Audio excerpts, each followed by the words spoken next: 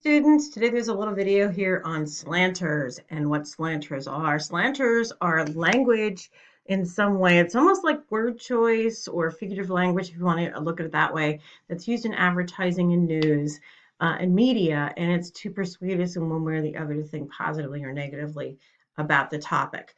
So you have this document already. It's in the Canvas assignment. And we're just going to go through quickly. I'm not going to read everything to you, but you can look at it. Labeling is a euphemism, if you remember, or a dysphemism. If you remember when we talked about literary devices, a euphemism was a polite word for something that's really not necessarily good. And I like this because, we call things pre-owned cars. But a dysphemism is kind of like instead of making something seem light, it's making something seem even more extreme. So, like the example here of calling someone a terrorist rather than a freedom fighter, and it really depends on perspective. But it also think about what a difference that makes in a news story or an advertisement. And then a rhetorical analogy is where we call someone something that really is emotionally charged because it's going to get an emotional reaction of people, or they have a predisposition to think of something as positive or negative. So, for example, capital punishment can be called government sanctioned murder. So, if you're against capital punishment, using that kind of word choice is definitely going to be hyper emotionally charged. And that's where that comes in, that rhetorical defining something as something. It really is an explanation is next. Um, and an explanation is really when we call something someone or explain it as something that's really kind of radical and biased language. So, um, we'd say the person took the high road instead of taking a swing. So they didn't take a swing, they took the high road. They decided to do that, which is a nice way of saying they chickened out. So it's kind of like a euphemism, but it's a little more of an explanation. Innuendo is a use of language that has a inference that is, in between the lines. It's somewhere we kind of let somebody leap to their own conclusions.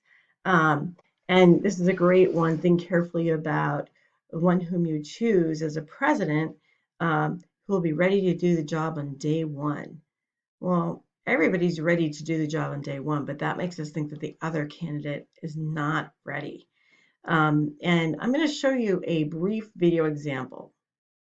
I may have shown this to you before, but this is a video from a political ad from the 1950s.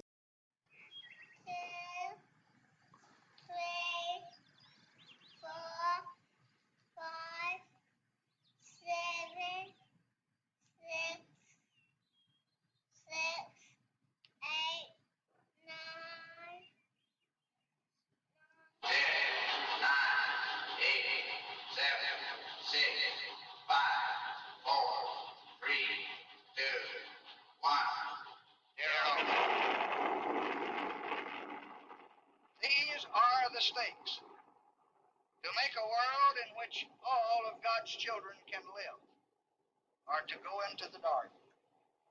We must either love each other or we must die. Vote for President Johnson on November 3rd. The stakes are too high for you to stay home. So that escalated very quickly, but the implication here is that if you don't get out and vote, this is what's going to happen to us. Definitely a quick leap. It's innuendo. It's not saying directly if you don't vote, we're going to have this poor little girl destroyed by an atomic bomb, but definitely an instance where it's an innuendo and something. Downplayers are when we make light of something, almost like an understatement. A lot of times these are connected by nevertheless, however, still, like it was uh, a mere, percentage of what was going on. We see this a lot right now when we're talking about coronavirus. We really do. Hyperbole, on the other hand, is an extreme statement. I hear you guys say that's racist. Well, that's an extreme statement. Somebody won't let you go to the bathroom because they're in the middle of instruction. You'll say, "Hey, that's racist. That's extreme." extreme thing there. A truth surrogate is something that we look to say that something is actually truth when it's not. A lot of people, the evidence shows is kind of a neutral thing. Evidence, what kind of evidence? Show me the evidence. Is it research or what is that? Ridicule or sarcasm. We love sarcasm in our society. I know many of you in my class love sarcasm, and you know, like we need an example of someone liking sarcasm. Well, that's sarcasm in itself. So these are all things that are used in advertising, and they're also used in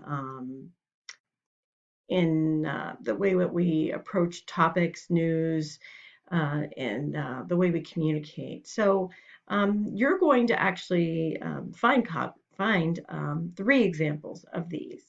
And I highly encourage you to, again, look at the news or look at commercials or think about ways that you communicate to each other. And you're going to film those onto a flip grid. We're going to experiment with a flip grid this time. Directions on that are a little bit later. So if you have any questions about that, please let me know. But this is a little discussion on slanters for now. Thanks.